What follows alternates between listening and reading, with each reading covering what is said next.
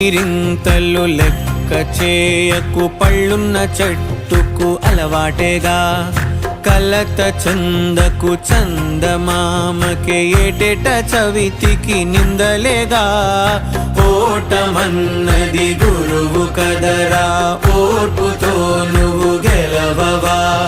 రేపుకే దిక్సూచి నిన్న రెక్కలే చుక్కానిరా